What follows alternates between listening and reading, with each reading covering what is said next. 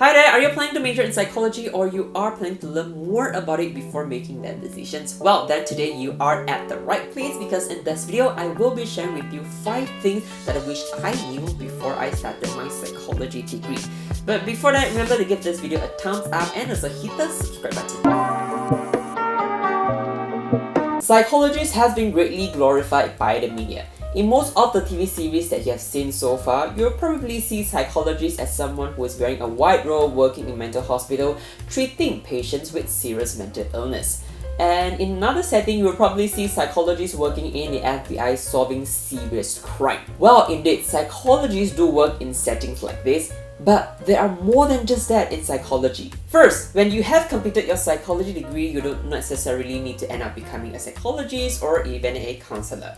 Psychology is the scientific study of the human mind and also behavior. So it would open up a wide variety of perspectives for you to understand human nature by studying different subjects such as social psychology, abnormal psychology, personality psychology, and etc. Therefore, after you have completed your psychology degree, you are more equipped in handling humans in different situations.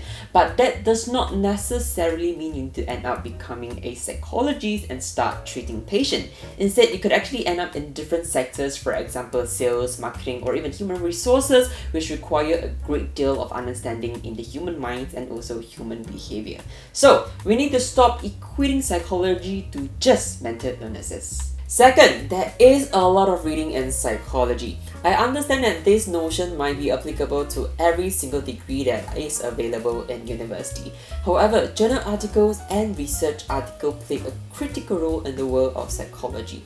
Basically, the textbook that you will be reading in your degree in psychology is compilations of many journal articles.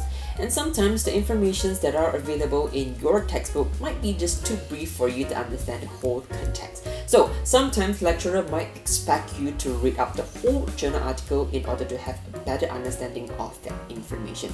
And sometimes this journal article might be 5 pages or even 30 pages long.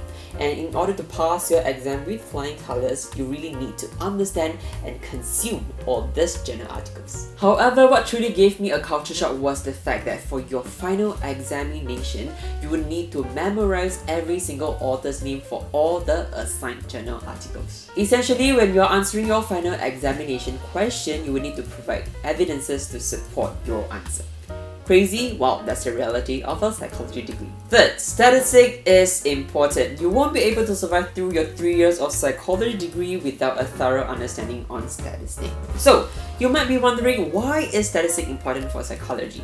Well, because psychology is a scientific study, so you will be expected to carry out many different experiments in order to verify your hypothesis. In order to make that happen, you will be required to design many different experiments and later on collect data, and finally using a specific statistical tool or software to analyze the data that you have on your hand.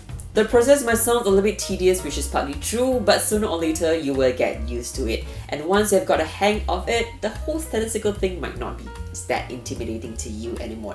And at times you might even get a little bit excited to analyze the data in order to find out if your hypothesis is supported. 4. You don't only just learn about mental illnesses in psychology. Whenever we talk about psychology, the first thing that comes into our mind is all sort of different mental illnesses, for example, like schizophrenia, bipolar, depression, and etc. And sooner or later, people will start equating psychology to the subject that is dedicated to find out the root causes and treatment for all these different illnesses. However, the truth is that there are just so much more in psychology. In psychology, you will get to study how people react differently in different social situations, for example, in school, in public, or even in the workplace. So one of the interesting subjects that I get to study in my 3 years of undergraduate study in psychology, which is known as the IO psychology. So in this subject, you literally get to study on how to use psychological theory in improving the well-being of an employee in an organization. 5. Psychology can be fun to study, but sometimes it can get really challenging. So if you're expecting all that you will be studying in psychology is all this psychology fact that you have seen on YouTube, TikTok, or even Instagram, well then I'm here to let you down because none of it is about that.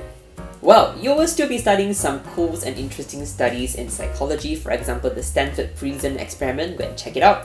But once you have already finished studying or even know about it, then it comes the tedious part, because you will be exposed to just so many facts that you are expected to memorize or even understand or even just remember it within a short period of time. But let's say if you're a fast learner and you have a good memory, then you have an advantage over here. But let's say if you don't worry, you just need to put in more effort and you will still do fine. To sum everything up, psychology is not just the study of mental illnesses, it is a scientific study of the human mind and also behavior. So you won't necessarily end up becoming a psychologist, but rather you can actually use the information and knowledge that you have learned in this degree and apply it in other sectors that you might find it interesting.